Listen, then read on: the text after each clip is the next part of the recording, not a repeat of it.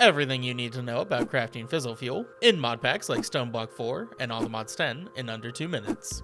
Fissile fuel is from the Mechanism mod and is used to fuel fission reactors. It can seem a bit complicated, so here's a very simple setup. Place down a pressurized reaction chamber on some power, then a chemical oxidizer, 2 chemical infusers, a dissolution chamber, 1 more infuser, and then an isotopic centrifuge. Here on the left, we're going to want another oxidizer, and then over on the other side, we'll put a condenserator, as well as an electrolytic separator.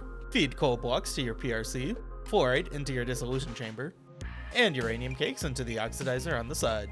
Don't worry, we're almost done placing stuff. Back over on the right side, we'll need to fuel these 2 machines with water, as well as the pressurized reaction chamber. Here in Stone Block 4, I'm going to use a water tank from SFM, but in All the Mods 10, you can use other blocks like the sink. You'll need to go into your condenserator and change its direction, that way it can start making some water vapor. And then in the separator, make sure that both settings are set to dumping excess. This machine will make hydrogen and oxygen for us, but we're only going to be using the oxygen for now. So change the settings so that way it's only using output 2.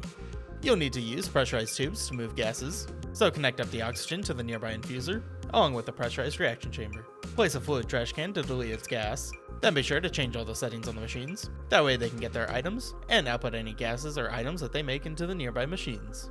Just note the infusers have 2 input settings, so make sure you have 1 of each. Do a final check that everything is running, and fix any mistakes you might have made along the way.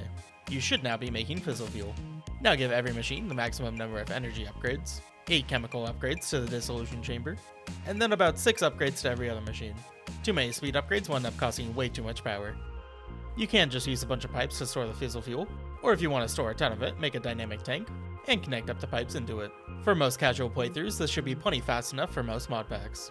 If you're playing on Stone Block 4, you can use a Watch It Flowing Time, which can drastically speed up these machines. You can check their range with hitboxes. And that is